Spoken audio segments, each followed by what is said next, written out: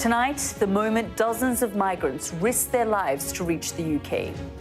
We're on the beaches of Dunkirk as people dash towards small boats in search of a new life in Britain.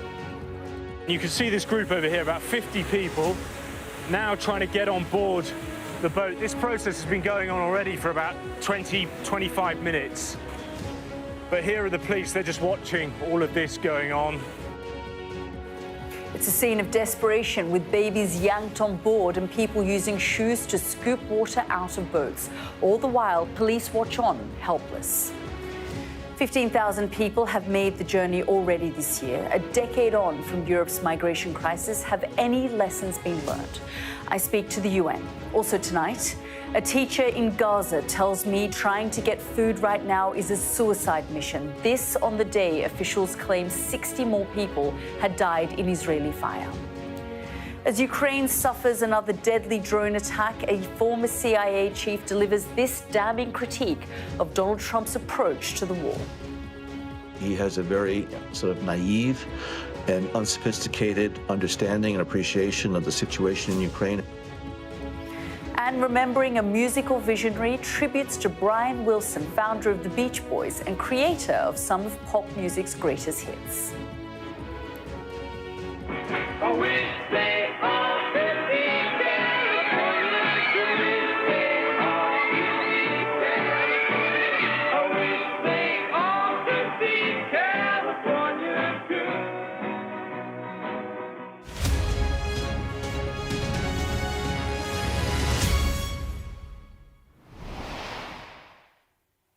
All that to come, but we're going to start tonight's show with an arresting look at the migration crisis.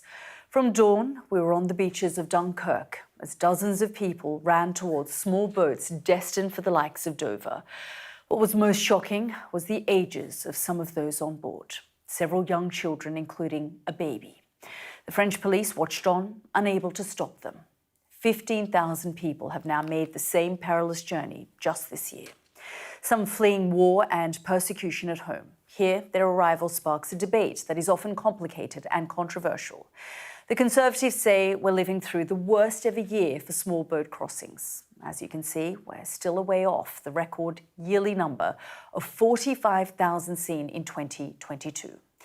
But away from the rhetoric and statistics, I just want to focus on what's actually being done to alleviate this crisis. We're a decade on from the 2015 migration crisis that saw more than 1 million people seek asylum in Europe. It does beg the question, have governments learned anything on how to deal with this issue? In a moment, I'll be joined live here on the programme by a senior UN figure focused on migration. But first, let's have a look at the situation on the ground. Our international correspondent Alex Rossi sent this report from northern France. They move quickly across the sand as the day breaks on a beach near Dunkirk. And although the police are present, they do nothing to stop this caravan of people. This is the first chance to cross for many of these migrants. And it will be the last leg of a journey that started months ago. It's just after 5 in the morning, and you can see this group over here, about 50 people, now trying to get on board the boat. This process has been going on already for about 25 minutes. The boat has come from another area along the coast and has come here to pick them up. But here are the police, they're just watching all of this going on. They're not trying to stop them from getting aboard the boat. And this is now being played out over and over again, particularly on days like today when the conditions are very calm. And very soon, of course, this will be another small boat heading towards the UK. The vessel is dangerously overloaded, floating haphazardly. A baby is yanked onto the boat as they yell out for more people to climb aboard.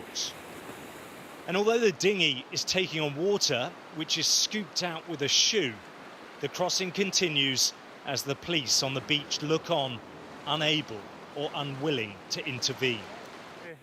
I asked why they did nothing to stop this crossing. It's for their safety. There are children there. We're not going to throw grenades at them. It's inhumane, but it's sad.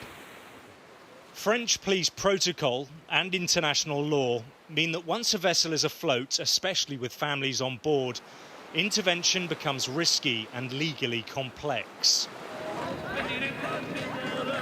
And more migrants are trying to cross to the UK every year. Fleeing war, persecution and economic collapse, they set up camp here.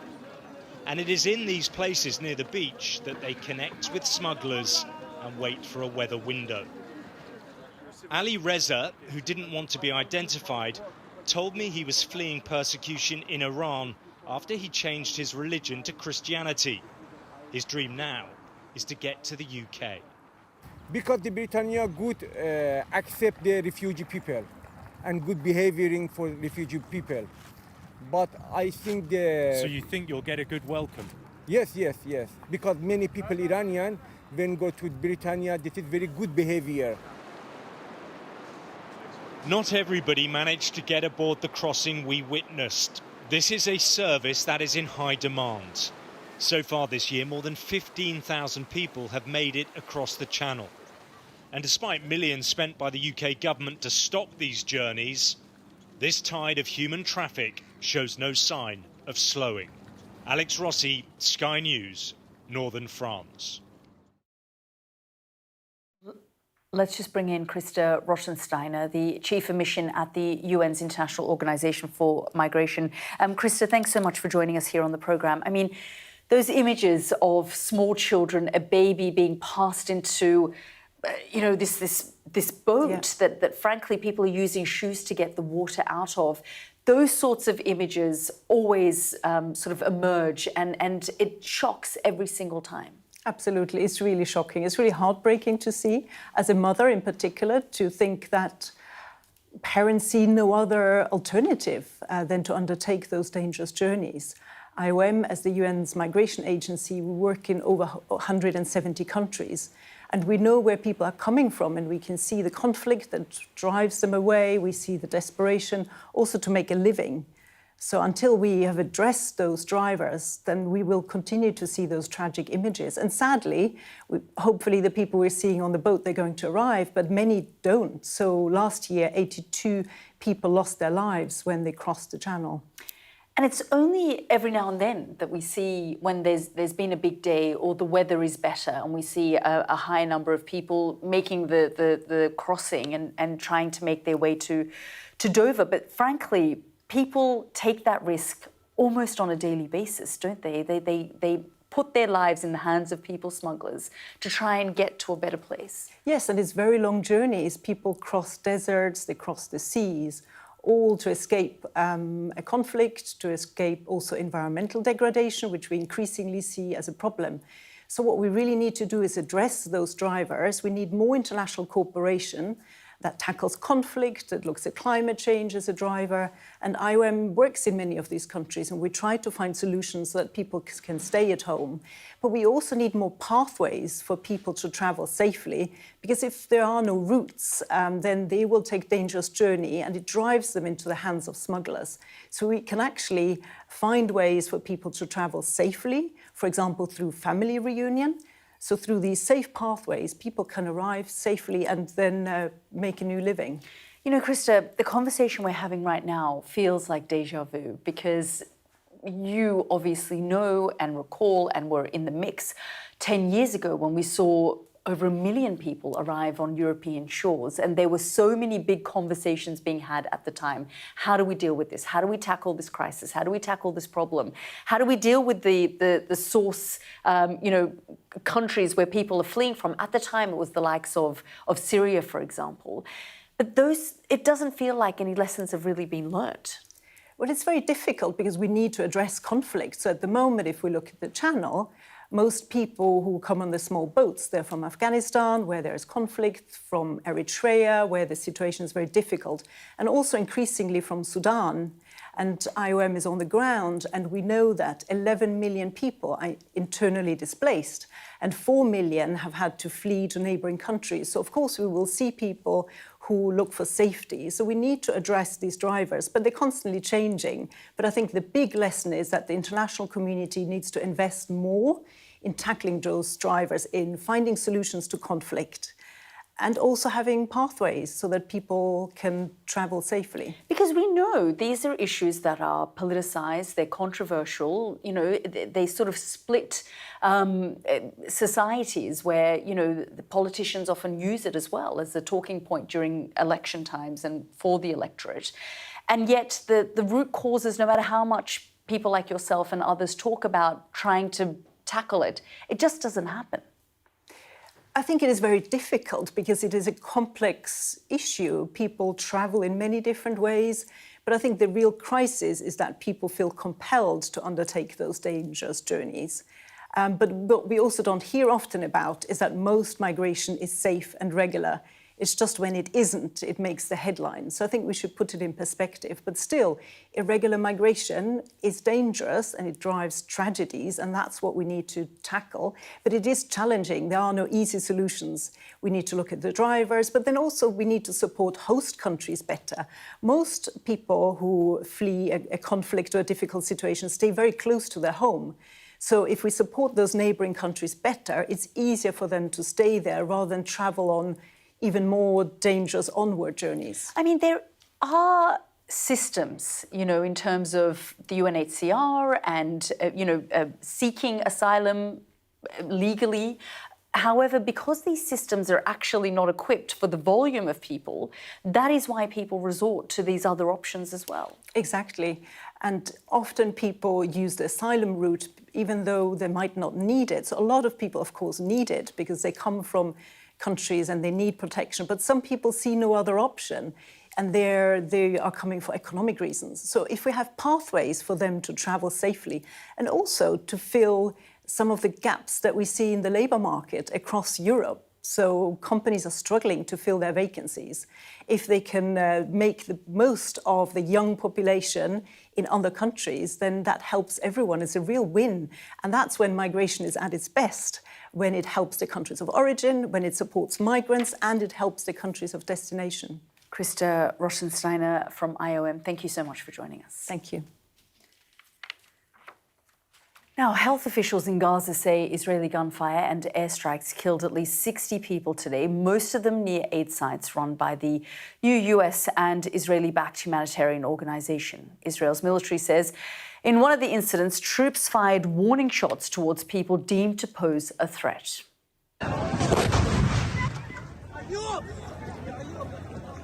Gaza's health ministry says more than 160 Palestinians have been killed and 1,000 wounded trying to get food boxes since the Gaza Humanitarian Foundation started operating late last month.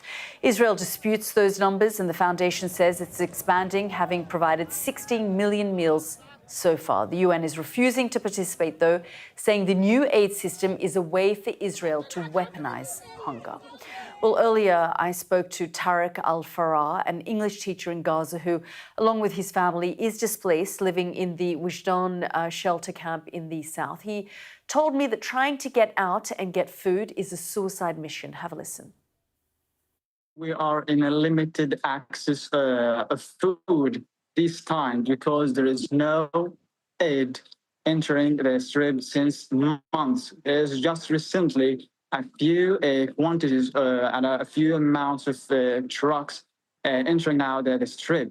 And after opening the new distribution center in Rafah border, I can't go there because it is so dangerous. It is so distant from the place where I am now.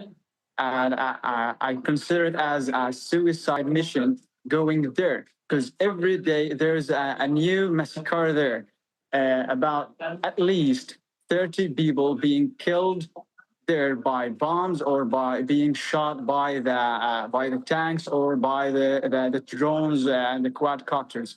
So how I get food? Sometimes I buy this food. Though the markets, the food in the markets is limited and extremely expensive. No one here can afford to buy it regularly. So the choice really is between, as you say, going hungry or having very little access to food, or the as you describe it, a suicide mission to get to where the aid is and risk death. Yes, that's exactly. It is whether dead from hunger or being dead from going there and getting killed. Tell me how you ended up in the camp that you're in, because I understand that there was a strike and your brother was left injured. A friend of yours was also killed in that strike. We got bombed there, and we miraculously survived, except my brother. He got injured. He severely injured.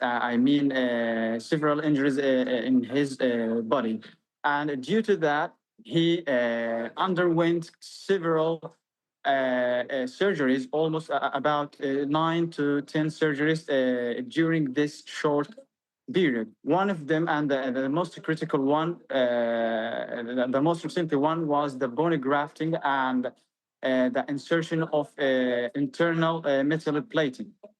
So after that, we forced to flee and displaced to the shelter camps.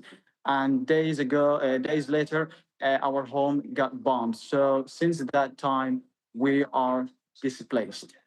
And how is your brother recovering now? Is he getting? We know the medical situation in Gaza. Is he getting the kind of treatment and care and attention that he should be for the kind of injury that he has? Actually, as I said, he underwent several surgeries, but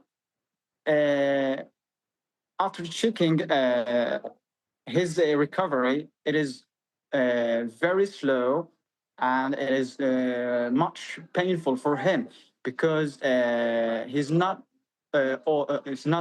only challenging from the lack of medicine here, is also challenging from the lack of a proper nutrition.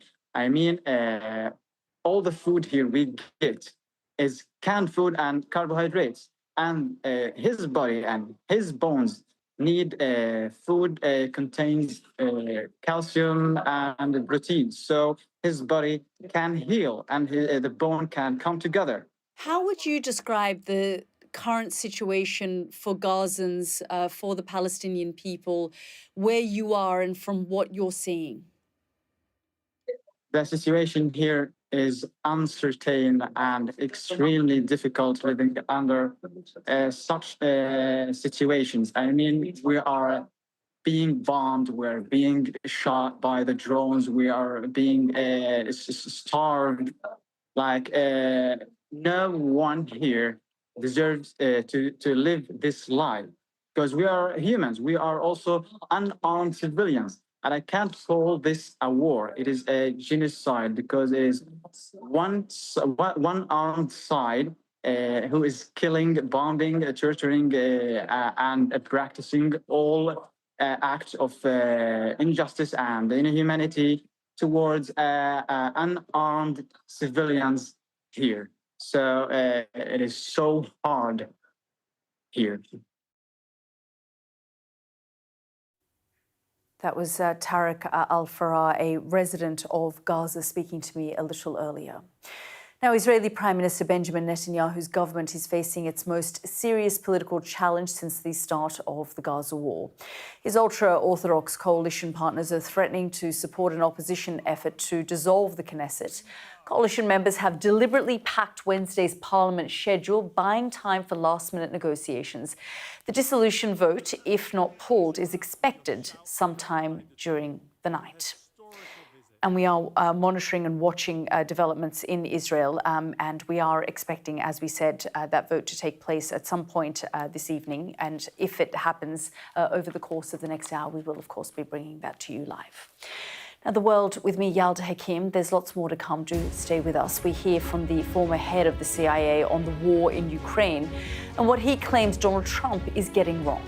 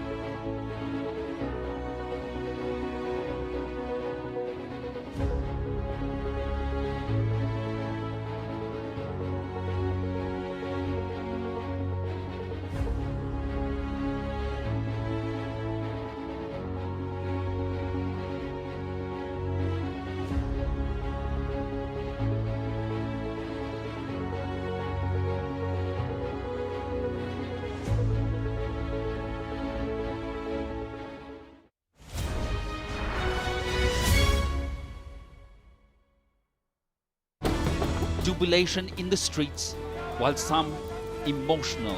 This is a political victory for Prime Minister Modi and his Hindu Nationalist Party. I'm Neville Lazarus and I'm Sky's reporter based in Delhi. Companies like these are helping India in its trajectory to be a serious player in space exploration. Sky News, get the full story first.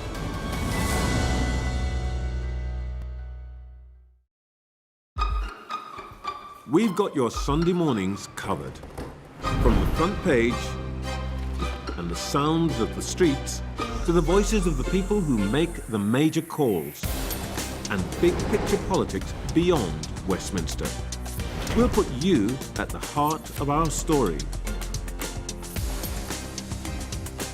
I'm ready. Are you? Join me, Trevor Phillips, Sunday mornings on Sky News. A show of military might and menace. Why should the West trust you? Frankly, I don't care whether the West trusts us or not. Sky News. Get the full story first. Have a quick word for Sky News. Is the West right, i.e. fueling Russia's war machine? American journalist Evan Gershkovich is on trial here, but was first on display. I'm Ivor Bennett, Sky's Moscow correspondent.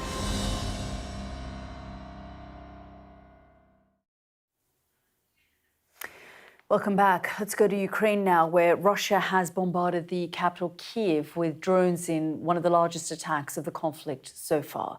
This time, the target was the Ukrainian city of Kharkiv that sits just 18 miles from the Russian border. Officials say that 3 people were killed and more than 60 injured. So as Donald Trump is preoccupied with the protests in Los Angeles and this weekend's military parade, among other things, where do things stand with his Ukraine peace efforts? Well, one man who has little hope is former CIA Director John Brennan, who says Trump's Ukraine strategy is naive and unsophisticated. He's on this week's episode of the World Podcast. Here's some of what he told me and my co-host Richard Engel. Have a listen. What do you think Donald Trump will ultimately do? Do you think he will abandon Ukraine? I certainly think that Donald Trump doesn't know what he will do. I think his policy is sort of day to day. He has a very sort of naive and unsophisticated understanding and appreciation of the situation in Ukraine, as well as what motivates Vladimir Putin, as well as what motivates the Ukrainian people. So I think he is more in a reactive mode to the daily developments and setbacks. I think he really is quite frustrated that he's not getting his way. I think if he had his druthers, he probably would pull the plug on it and walk away from it. He doesn't like these conflicts. But I do not believe that he really has a plan at this point that is going to somehow relieve the suffering and the pressure on Ukraine. As former CIA Director John Brennan there speaking to Richard and me a little earlier. And Richard joins me live now from Kyiv. Richard, really good to see you. We were chatting there to John Brennan, who basically gave his analysis of how he sees Donald Trump's strategy or lack of strategy in Ukraine. But you've been going in and out of the country, frankly, for the last few years. You were just in the south in Mykolaiv. You're back now in the capital. Just give us a sense of how Ukrainians are reacting to this kind of flip-flopping that we see from Donald Trump and what the reality is like on the ground for them. Great to be with you from Ukraine, Yalda. And it was amazing to hear the former CIA director say that President Trump is basically making it up as he goes along in terms of this massive war in Europe.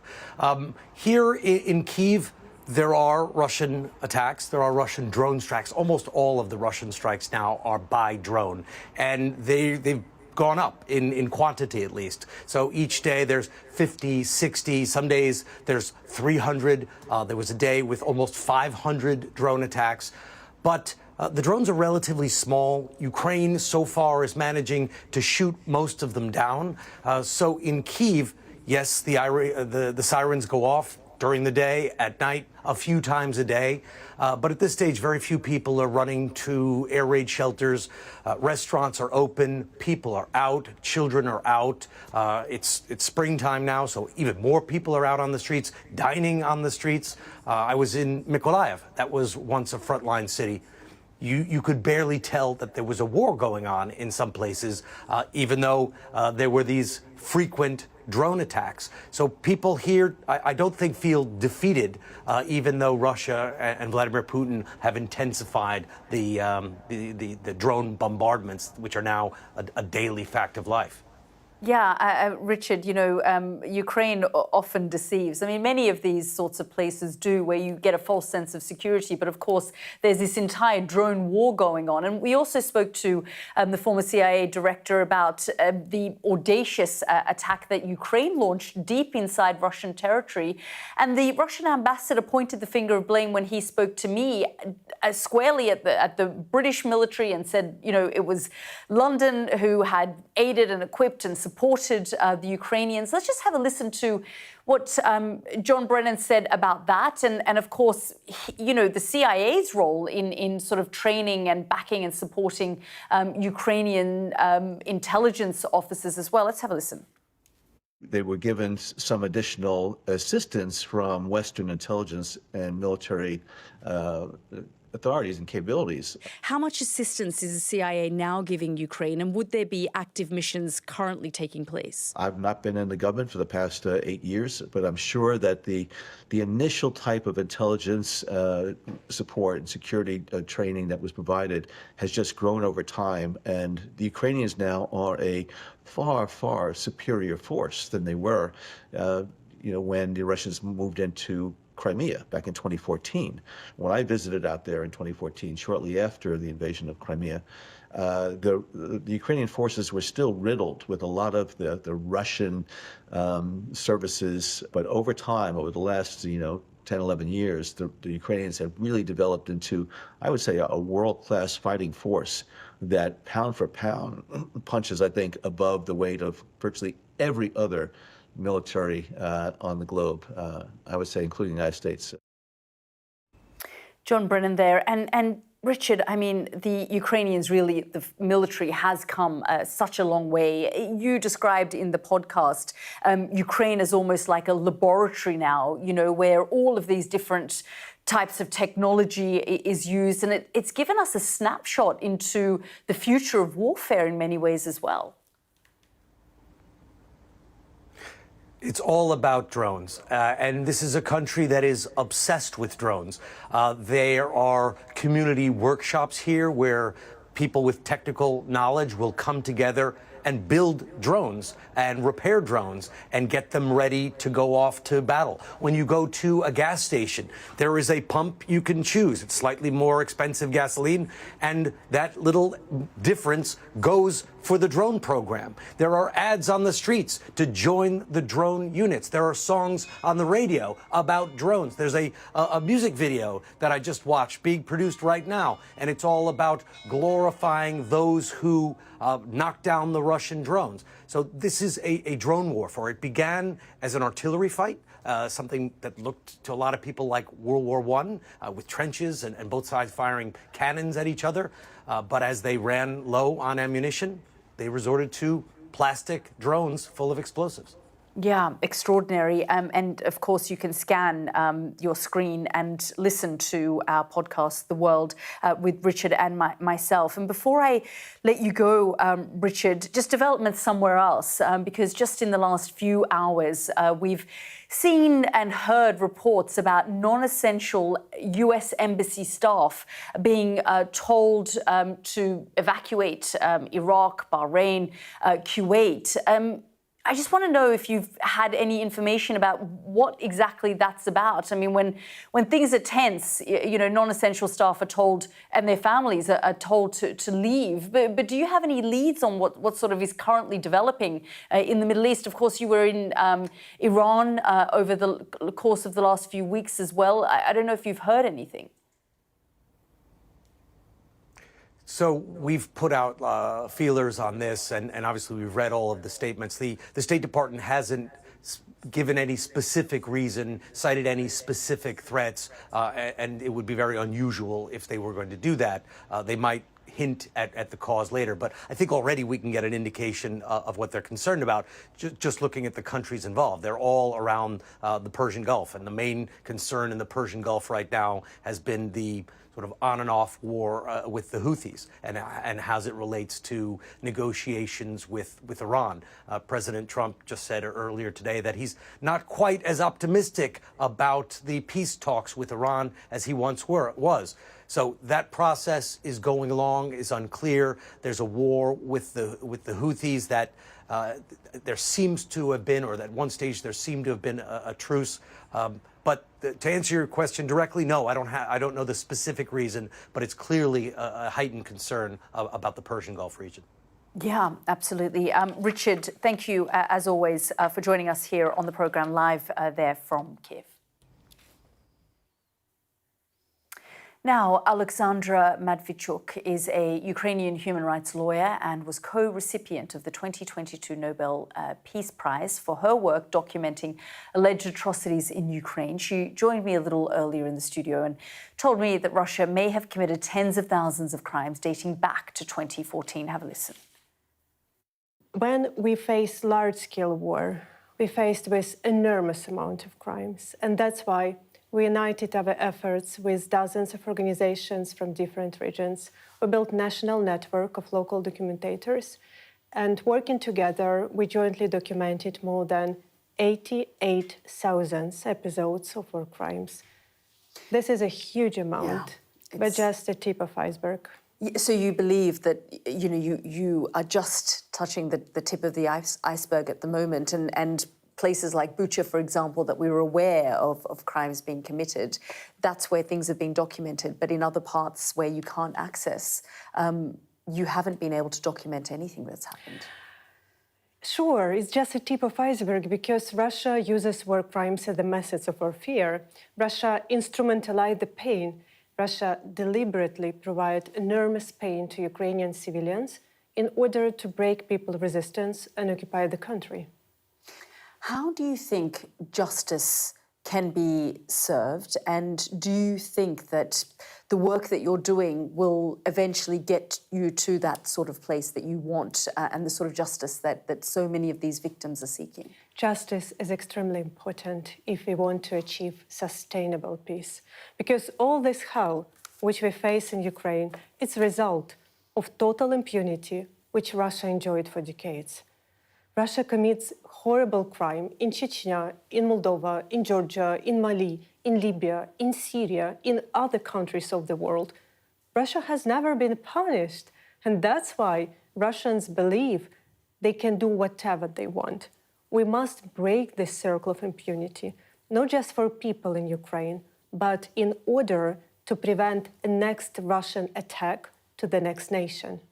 Tell me a little bit about, you mentioned some of the attacks on journalists and activists and mayors and other people. But when you are looking at these 88,000 cases, I mean, has there been instances that's just really left you shocked and speechless?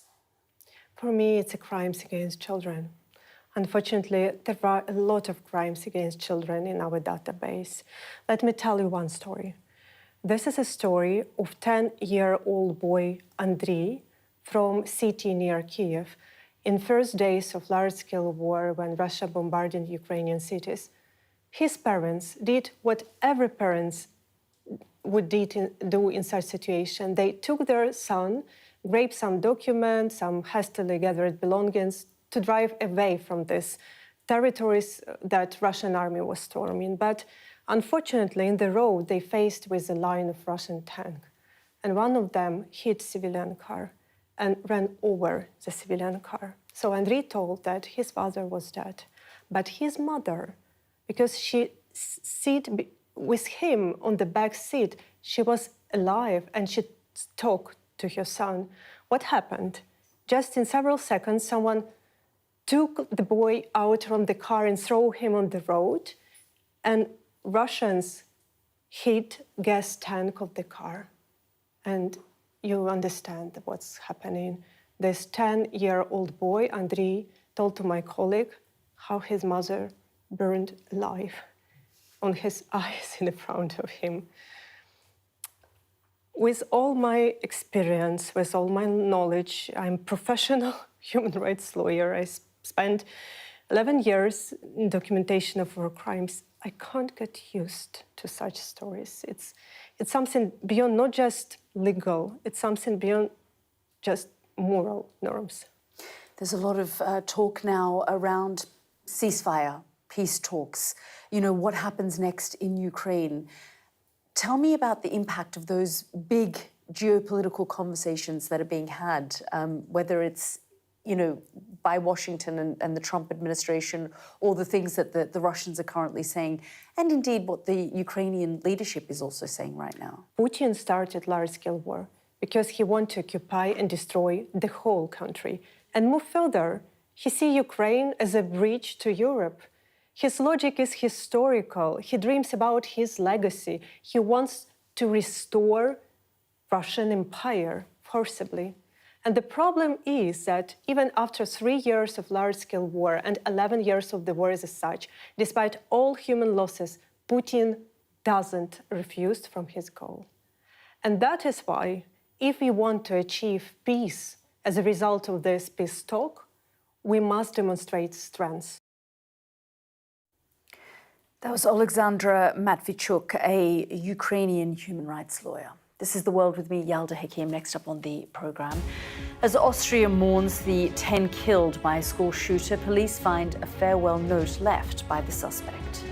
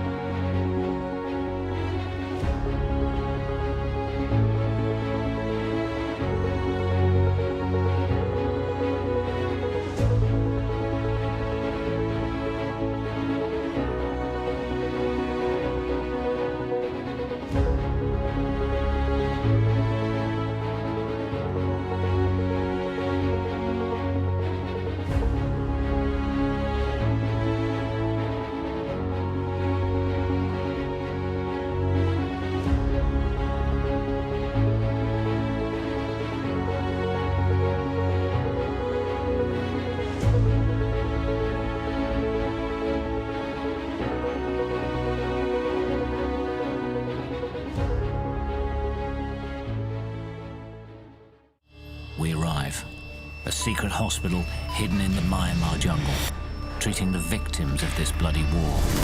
This is Myanmar today. Its military rulers don't want the world to see, but we have. I fight for my own future. I fight for my generation futures. This is an actual crime. They don't care for that. Myanmar army is only a couple of kilometers away. So this is a major humanitarian disaster.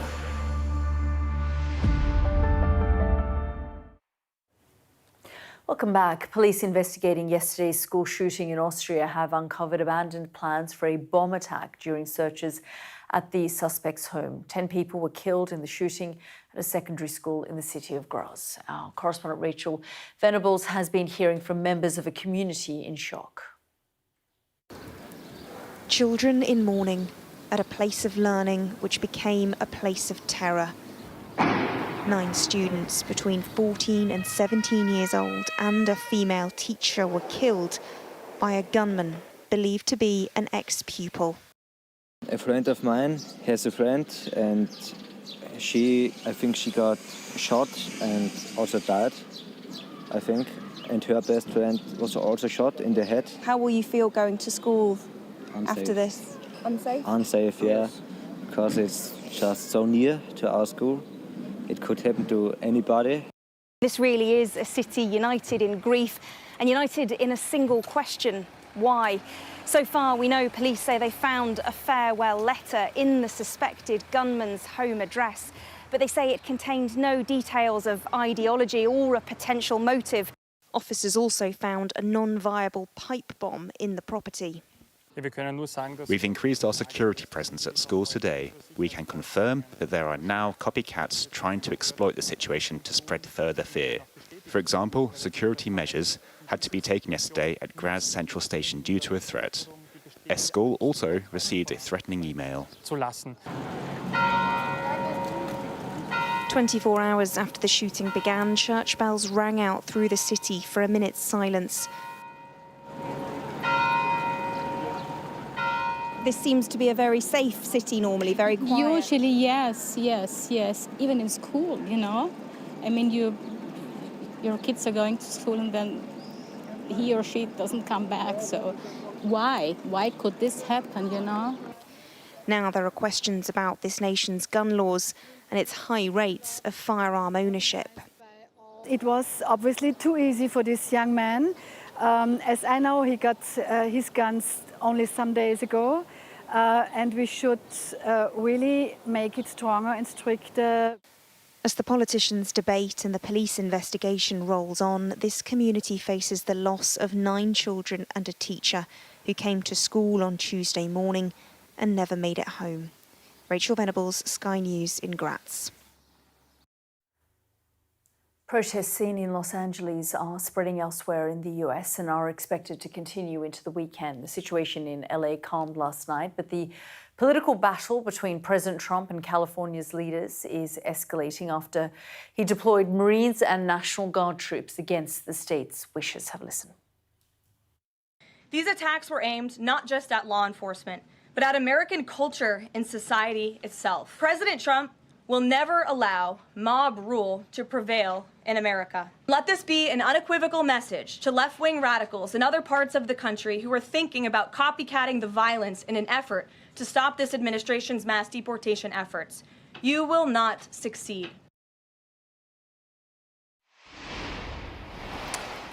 Caroline Levitt there, a White House spokesperson. Let's bring in our David Blevins, who joins me live from Washington. I mean, David, you know, the sort of situation in LA may be contained for now, but we're certainly seeing the political rhetoric between the administration and California's leadership continue to rise up. And we could see this ahead of the weekend spread to other parts of the country. Yes, that's right, Yalda. Calmer last night in Los Angeles, but elsewhere the protests spread to Seattle, to San Francisco, to Chicago, across to Boston and New York on the East Coast, down to Atlanta, and most notably in Texas, where the governor decided to deploy the National Guard. And I spot the difference. It was the state governor who made the decision there.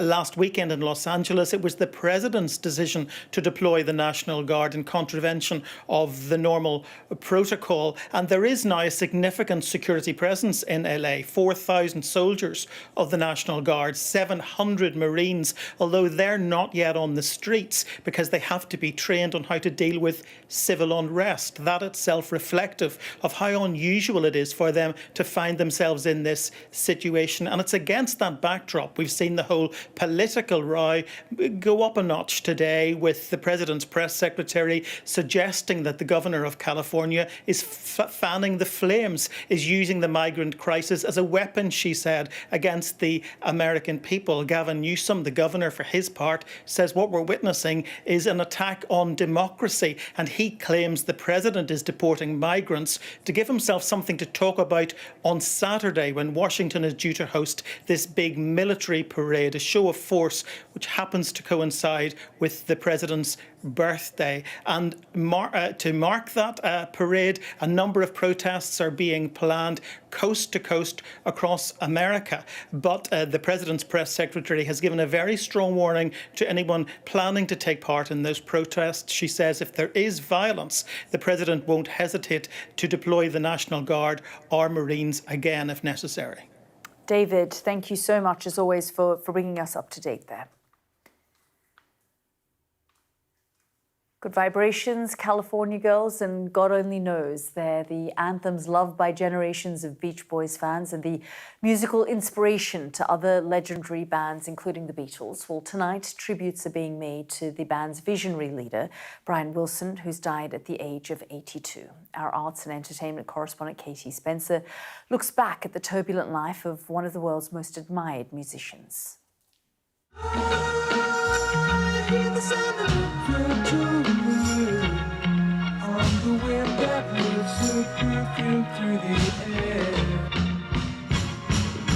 Sun-soaked harmonies, instantly conjuring up images of surfing and youth.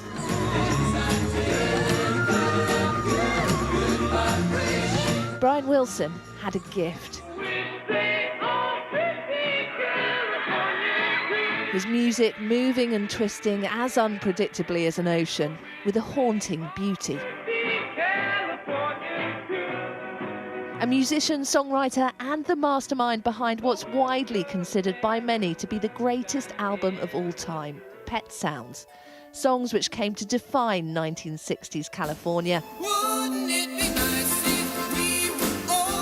Though remarkably in 2019, he said he'd struggled to win over his bandmates with his vision. I told the guy, I said, listen, I think I'm going to stop touring for a couple of years, stay home, write you guys some good songs. And they go, Brian, no, man, we want you on stage with us.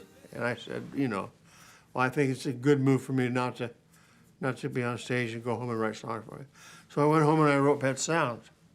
When they got back, they didn't like it. They thought it was not an appropriate album.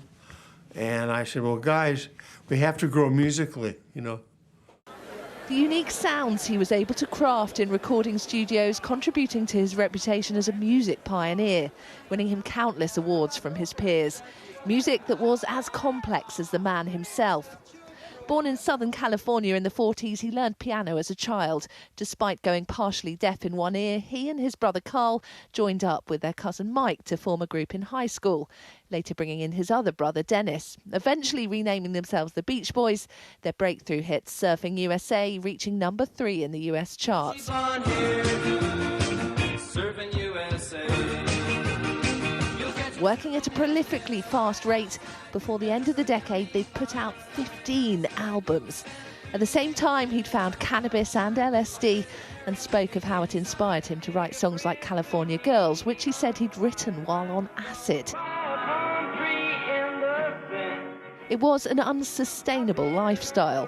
Drugs coupled with his relentless workload exacerbated mental health problems he'd had since his teens. The voices he heard leaving him isolated from his bandmates. Years later, he was diagnosed with a schizoaffective disorder and mild manic depression. But the vulnerability and purity in his pop music spoke to people around the world. Despite battling severe mental health issues for decades, his group would go on to become one of the country's biggest rock bands, selling more than 100 million records globally. His influence felt throughout music. He had heard these vocal groups like the Four Freshmen from the pre-rock and roll era, and he married those sort of rather blousy, sort of cool, blousy harmonies to a rock beat, and it was absolutely irresistible. And the Beatles were really, you know, they were always worried about what Brian Wilson was going to be doing. A musical innovator whose influence continues to resonate. Brian Wilson, a creative force like no other. Katie Spencer, Sky News. Well, joining me now is Peter Ames-Carlin, a biographer of Brian Wilson. Thank you so much, Peter, for joining us here on the programme. He was a pioneer, he was a visionary, but he also had, as we saw there in the piece, this very vulnerable side going back right into, his childhood and the dark past that he carried, especially that relationship he had with his father, which was just so abusive. Yeah, it was always interesting to me that with Brian, it was always about the paradoxes. I mean, for Brian, the words love and fear were synonymous. If he really, really loved a song, he'd say, "Oh God, that song is so scary." It's like, "I love that song. It's so scary." He talked about when he got the 10-minute standing ovation when he played Smile for the first time in London. He said, "Yeah, they wouldn't stop applauding. It was scary." And I was like, "Scary how?" He's like, "Good scary." Things that moved him that deeply. He found he was both sort of fascinated with and in love with, and also a little bit terrified of. And I think a lot of that goes back to his relationship with his father, who was simultaneously abusive and yet also, weirdly supportive in a lot of ways. Yeah, I mean, he talked quite openly about, and you documented, his mental health issues. The fact that he was deaf in one ear as well. I was reading different sort of accounts. At one point, he said that he'd gotten a beating from his father, something his father denied, and then later on, he'd sort of said that it was a neighbour that had done that to him. I mean, he did have these sort of elements in his life that kind of also helped shape and evolve his music over time as well. And his music sort of had very light elements as well. Yeah, one of the interesting things about him as an artist, as a songwriter and a producer, was his ability to be both, hugely complex and sophisticated, musically, but also incredibly conversational and seemingly, frothy in his songs. But even those early songs, I mean, again, we talk about songs that people think about as fun time, sweet, innocent youth. But if you go back and you listen to those early songs, like Don't Worry, Baby, Don't Back Down, the surfing song, all these songs, they're shot through with fear and with this sense of kind of both awe for, the natural world and for these forces that you have to kind of go up against, while at the same time just having this relentless optimism in a way, and this drive, this fight to move into the sun, no matter how dark and cloudy things get. Yeah, absolutely. And although he sort of withdrew because of his illnesses, just tell us what you think he would have wanted his legacy to be. I think Brian was probably pretty satisfied with how people were seeing him the last couple decades of his life, which, I think for him, it was always about the music. It was always about the sound. And I think that, as long as his music continues to play, which I can't imagine it not doing. I mean, I'm 62 years old and I bought my first Beach Boys record, which was a greatest hits when I was 11. And it's been so rich in the air. It's around us all the time. And I don't know what a world would be like without hearing the Beach Boys. Yeah, absolutely. Peter, we're so grateful that you were able to share your thoughts with us about Brian Wilson. Thank you so much. My pleasure. Thanks for having me. Well, that's all for tonight's show. Thanks so much for watching. The News at 10 is next with Anna Botting, with more reporting and analysis on the government's spending review. We'll be back again tomorrow night with The World. For now, good night.